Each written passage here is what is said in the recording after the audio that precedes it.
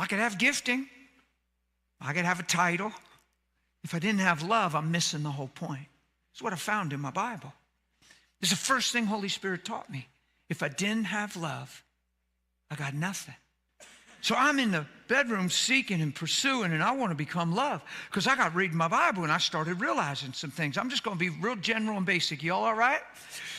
As I was pursuing to become love, because I realized when I read my Bible, God made me to love. He made me for his image. God said, let us make man in our image, in our own image, and in our likeness. He's not talking about a head, arms, and legs because he's a spirit. God's a spirit. It's not about what God looks like. It's about who God is. That's why the whole room looks different. Because God didn't make us to look like him. God made us to be like him. Not to look like him in the sense of appearance.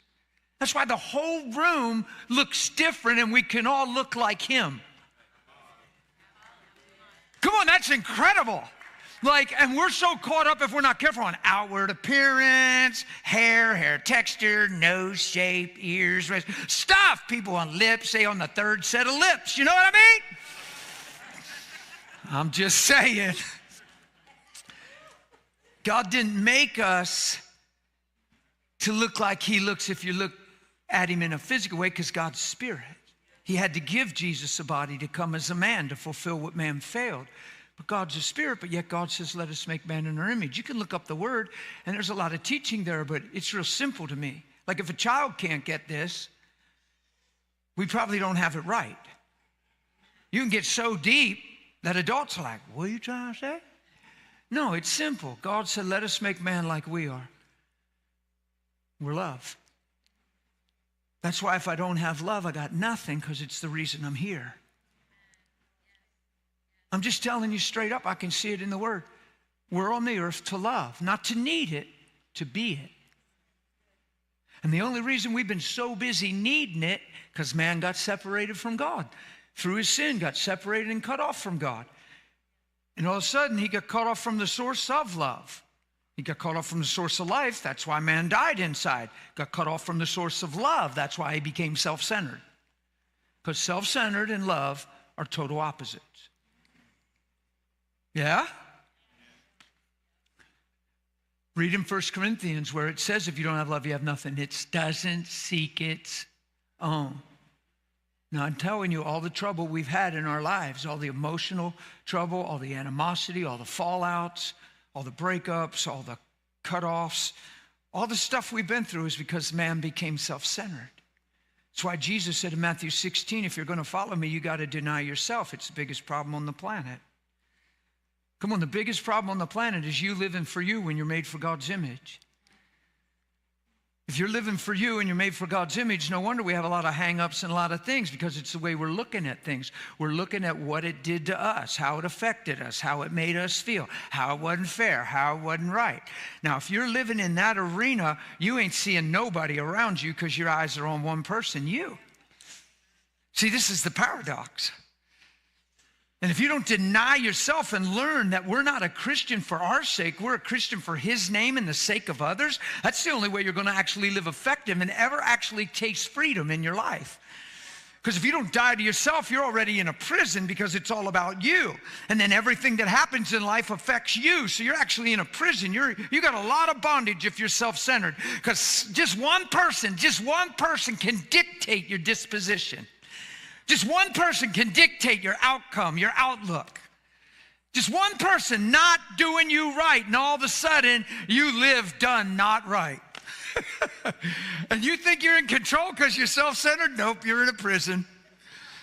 And everything that happens in life matters so much and determines how you are, how you respond, how you feel, and how you act.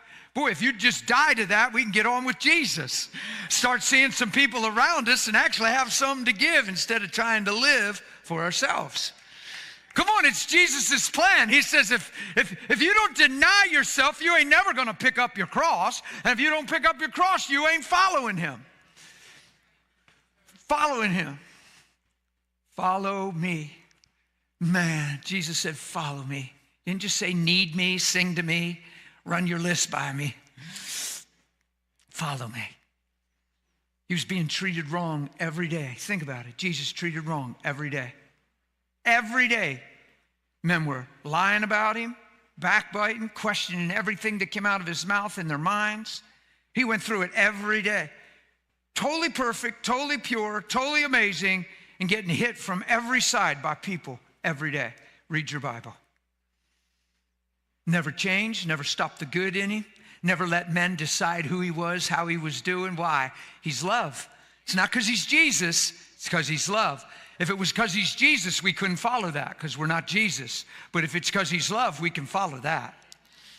Woo! Come on! We can follow that.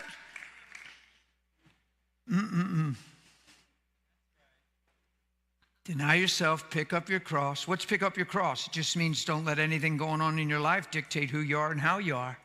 Walk through it and keep your eyes on Jesus and manifest him. And when they squeeze you, he ought to come out. Come on, if you squeezed an orange, what would you get? Orange juice. If you took that orange and split it this morning and put it on that little Pampered Chef little ridgy thing and get all the, pour it in the cup and drank it and it was apple juice, you'd spit it right in the cup. If you squeezed an orange and got apple juice, that'd be weird, wouldn't it? So why isn't it weird when you squeeze a Christian and you get everything but Christ? That should be super weird. It should be really weird to us to squeeze us and not get Christ.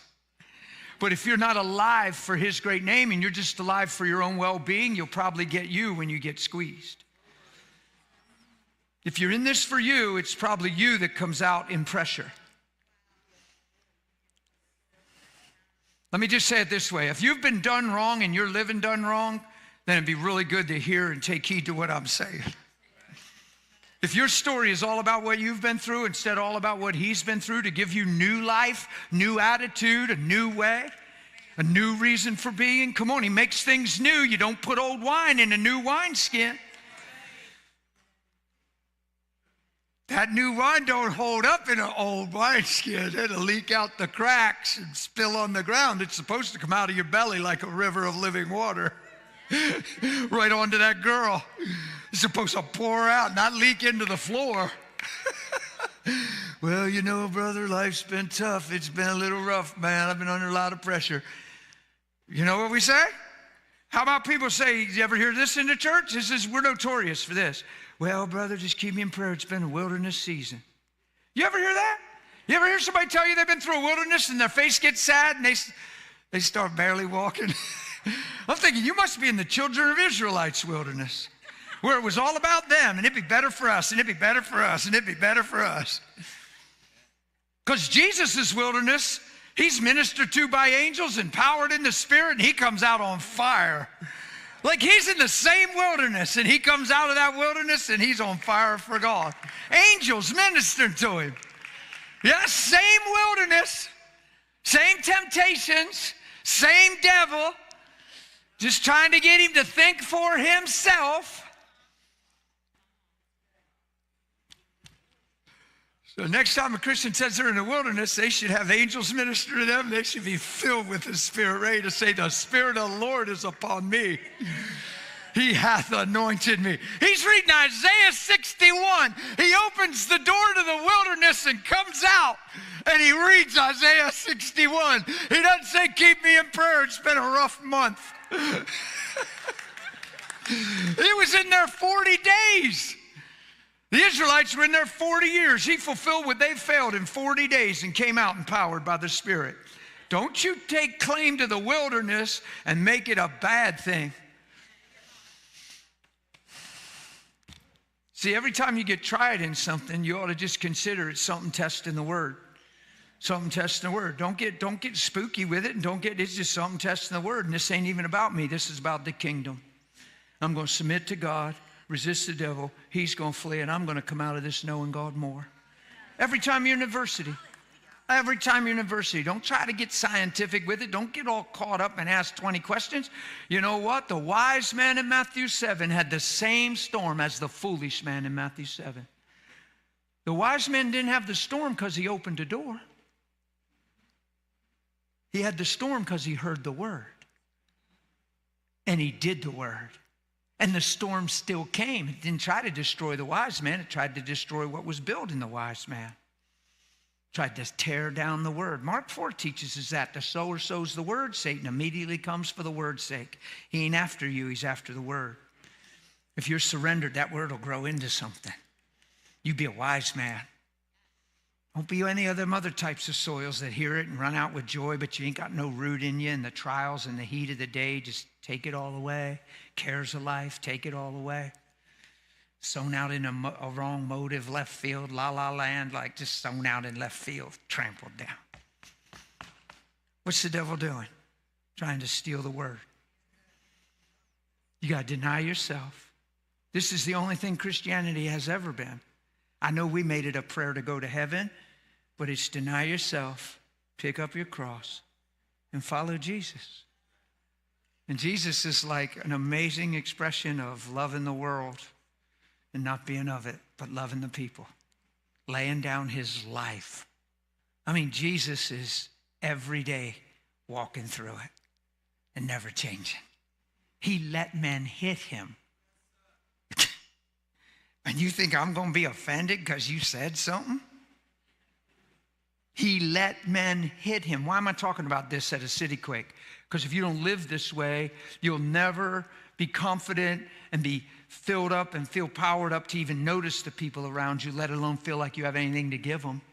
You'll feel like you're just always barely making it, if you even feel like you're making it. And that's the lie of self-focus. That's the lie of not living surrendered. That's the lie of making it all about me and what I get from him instead of what I become because of him. I don't come to God for what I can get from him. I want to be more like him because he made me for his image. And if I don't have love, I got nothing, and I'm missing the whole point. 1 Timothy 1:5 says the goal of our instruction is love. Flows out of a pure heart, a sincere and a clear conscience, and a sincere and childlike faith. The pure heart and the clear conscience go hand in hand. You violate the heart, you'll violate the conscience. You violate the conscience, you'll shipwreck the faith. It's a sequence. Are you all with me?